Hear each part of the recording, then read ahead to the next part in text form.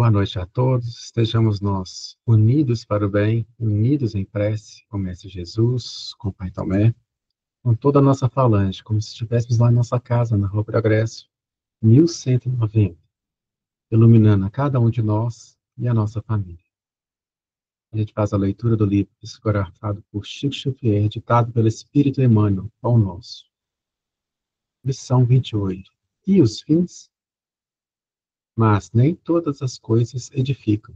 Paulo, primeira epístola aos Coríntios, capítulo 10, versículo 23.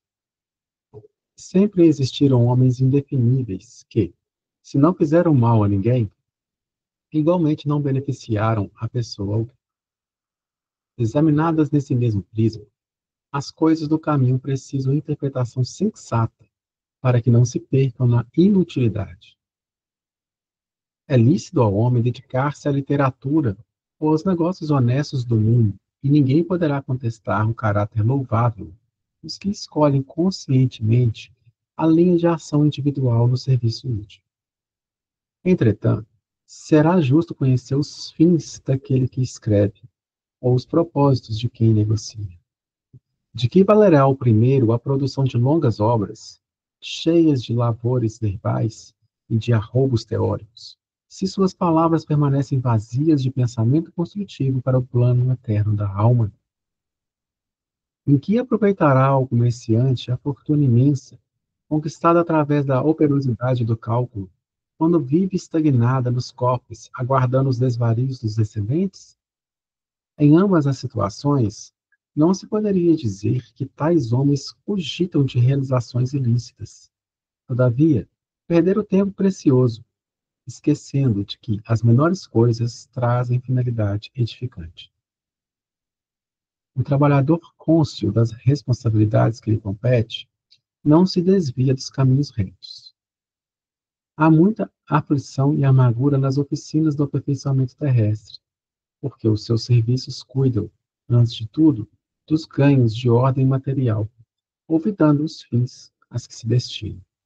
Enquanto isso ocorre, intensificam que projetos e experimentos, mas falta sempre a edificação justa e necessária.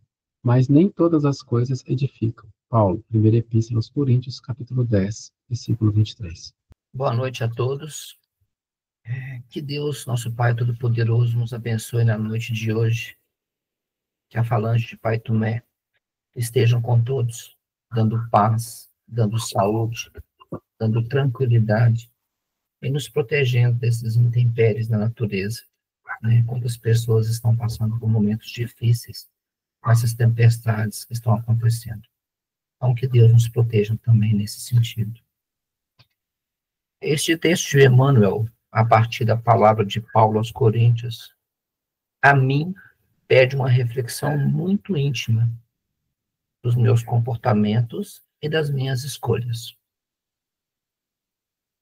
Após a leitura deste texto, eu fiz uma pergunta a mim mesmo.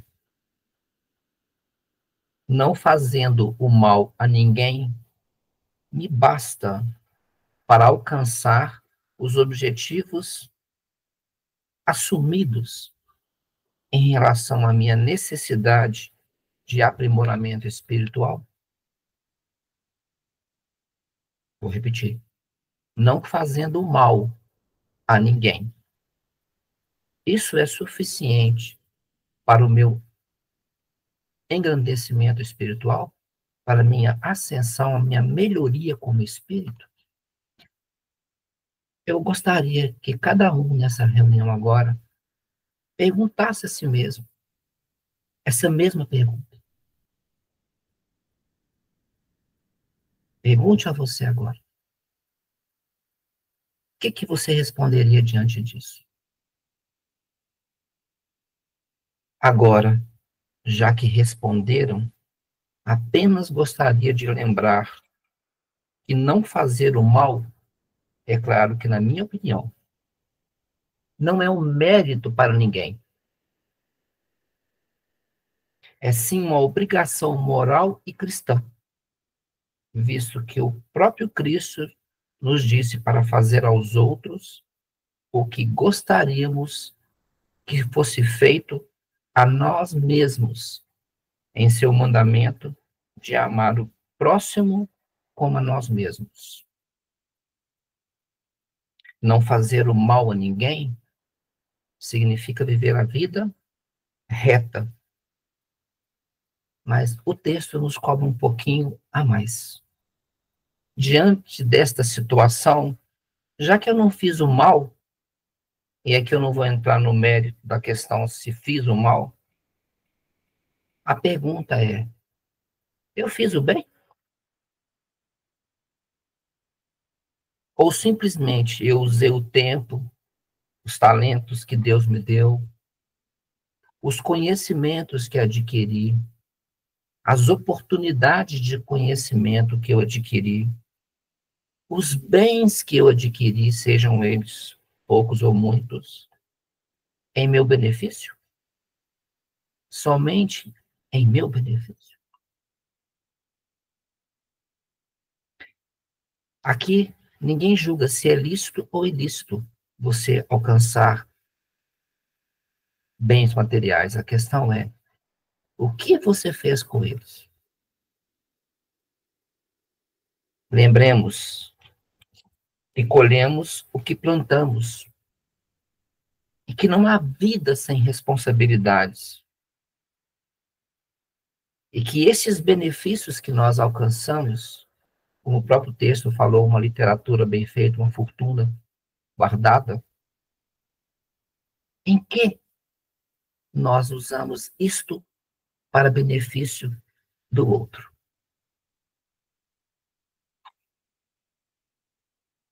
Então, eu repasso novamente essa pergunta a todos nós. O que estamos fazendo com tudo que recebemos de bom do nosso Mestre amado Jesus? Como nós deitamos na cama e imaginamos o que fizemos dos talentos que recebemos?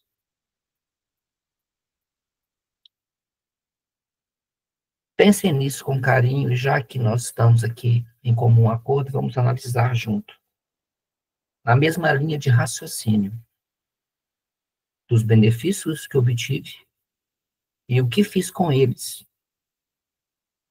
Eu me questiono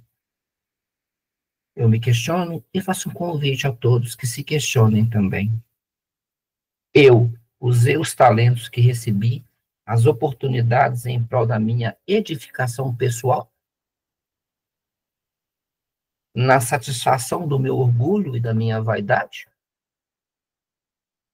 E aqui, então, fica claro exatamente o título dessa lição. E os fins? Que fins eu dei a tudo que Deus me deu? E a citação de Paulo: mas nem todas as coisas edificam. Aqui é no sentido material. Não basta não fazer o mal. É necessário ter uma vida pautada não só para não fazer o mal, mas também para fazer o bem. Não adianta trabalhar para obter conhecimento, obter bens, obter um monte de privilégios e guardá-los às 7 chaves. Lembre da parábola dos talentos. Não adianta enterrar. Deus nos deu tudo para dividirmos uns com os outros. E mais uma vez, relembro, será cobrado mais daquele que mais recebeu. Concluo lembrando a todos que fora da caridade não há salvação. Que nosso dever de ser bons não é uma obra de construção pessoal, no sentido de satisfazer a nós mesmos. Nós não temos que ser bons para conosco, para com os nossos familiares, mas principalmente nós devemos ser bons com os outros, porque aí receberemos na mesma moeda. Ou seja, estamos plantando, iremos colher. E nesse sentido, eu devo ter muito cuidado com as minhas escolhas, porque a porta que conduz à perdição é larga. Depois leiam o capítulo 7 do Evangelho segundo o Espiritismo, em especial os versículos 13 e 14 do capítulo 7 de São Mateus. Lembremos que a fé sem obras é morta e que será cobrado mais daquele que mais recebeu. Mas se ainda nos resta dúvidas quanto ao caminho a percorrer e que nem todas as coisas edificam, se ainda temos essa dúvida de que nossa vida pautada em olharmos para o nosso próprio umbigo é suficiente, olha essa mensagem do item 13 do capítulo 7 do Evangelho segundo o Espiritismo.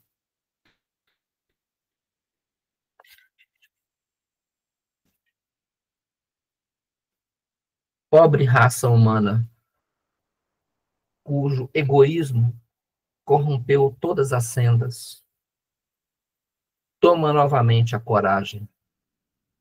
Apesar de tudo, em sua misericórdia infinita, Deus te envia poderoso remédio para os seus males, um inesperado socorro à tua miséria.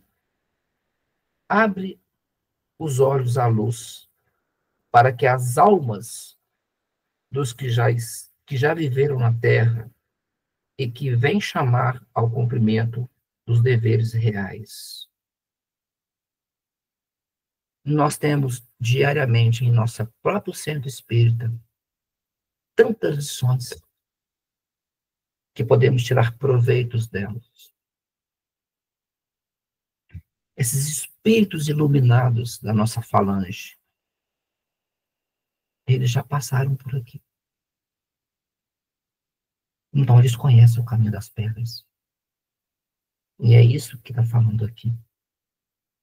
Eles te dirão, com a autoridade da experiência, quanto às vaidades e às grandezas da vossa passageira existência são mesquinhas diante ou a par da eternidade. Dir-te-ão, ou seja, dirão a vocês que lá maior é aquele que haja sido o mais humilde entre os pequenos deste mundo. Que aquele que mais amou os seus irmãos será também o mais amado no céu. Ver-se-ão reduzidos a obedecer,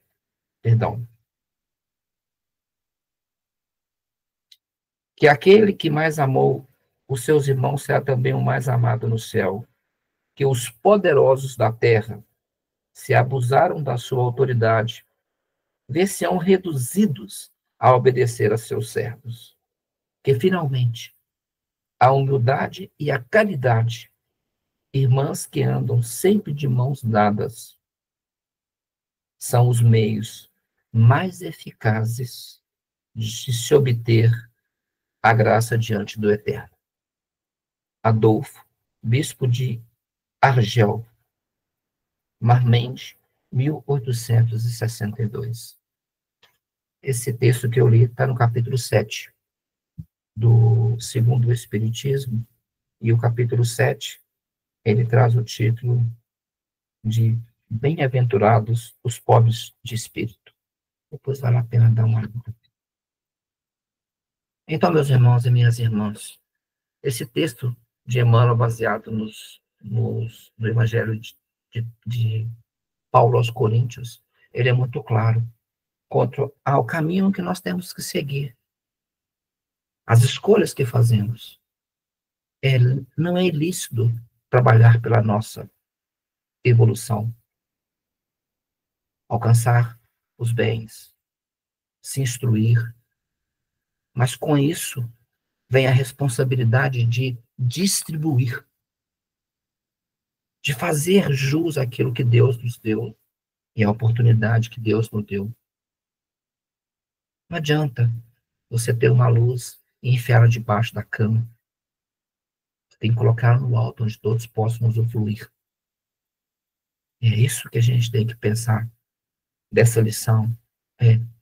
O que eu estou fazendo do meu tempo? O que eu estou fazendo com aquilo que Deus me deu? O que eu posso fazer de melhor com tudo que eu tenho? E como eu posso fazer melhor? Porque nada daqui vamos levar, a não ser a caridade e as boas ações que fizemos. Olha o que falou esse Espírito. A única coisa que vamos receber como recompensa ou como galardão é o amor e a caridade em relação aos nossos irmãos. Então pensemos nisso. Essas foram as impressões que eu tive desse texto. Eu espero que seja útil as reflexões que eu fiz e que possamos juntos agradecer a Deus a oportunidade de hoje estarmos aqui reunidos, buscando conhecimento, buscando aprender um pouquinho mais uns com os outros, porque ninguém aqui tem o objetivo de ensinar, porque todos nós estamos no mesmo barco. E lembremos do lema do Espírita: instruí-vos e amai-vos. Vamos elevar o nosso pensamento ao Mestre amado Jesus neste momento. Vamos pedir a Deus Pai Todo-Poderoso e a falange de Unidos para o Bem, comandada pelo Pai Tomé, que nos dê a cada dia a compreensão dessa responsabilidade de que eu só consigo estar bem, eu só posso viver bem, eu só posso estar em paz em minha consciência quando eu conseguir amenizar ou aplacar a dor do outro. Não precisa ser com muito, pode ser com o que você pode. Lembremos do óbolo da viúva. Ninguém aqui tem a intenção de ser maior ou melhor. Devemos apenas seguir o exemplo do Mestre amado Jesus e nos prontificarmos a ser úteis uns aos outros dentro da nossa disponibilidade, dentro do nosso conhecimento, combatendo a nossa vaidade, o nosso orgulho, e pedindo ao Mestre amado Jesus que afaste de nosso coração e de nosso caminho tudo aquilo que nos inibe, que nos coíbe dessa vontade, ou dessa, não vou falar a palavra preguiça, mas dessa animosidade, de realmente colocarmos a mão em prática e operarmos em nós mesmos uma mudança que nos permita alcançar a luz e a plenitude. Pai eterno todo-poderoso, visite cada lar nesse momento, os enfermos, as pessoas que estão sem ilusão da vida, que perderam o entusiasmo da vida, mergulhados na depressão e no pessimismo. Mostra a elas, Mestre Jesus, o vosso amor e a vossa luz, para que encontrem novamente o caminho. Aos doentes, aos acamados, aos que estão perdidos nos caminhos das drogas, aos que estão perdidos, iludidos pelos benefícios fáceis desse mundo. Que o Senhor mande os seus emissários de luz e que eles possam ouvir, ou melhor, que nós possamos ouvir os vossos conselhos. Aos nossos internos das creches, aos velhos dos asilos, aos sem teto, aos moradores de rua e a todos nesse mundo que passam por dor e sofrimento. Mandai vosso Espírito, Senhor, de luz e de amor, e vossos emissários para aplacar tanto sofrimento e tanta dor espalhada nesse mundo. Que possamos ser dignos, Mestre amado Jesus, das suas bênçãos e do vosso amor. Rogamos também, Pai eterno, todo-poderoso, para que o início dos nossos trabalhos na casa possam ser abençoados e tenhamos coragem, tenhamos presença e que possamos caminhar juntos, obedecendo ao lema de nossa casa. Unidos para o bem. Vamos rezar a oração que o Mestre amado nos ensinou e nos pediu para bater a porta quando estivéssemos precisando.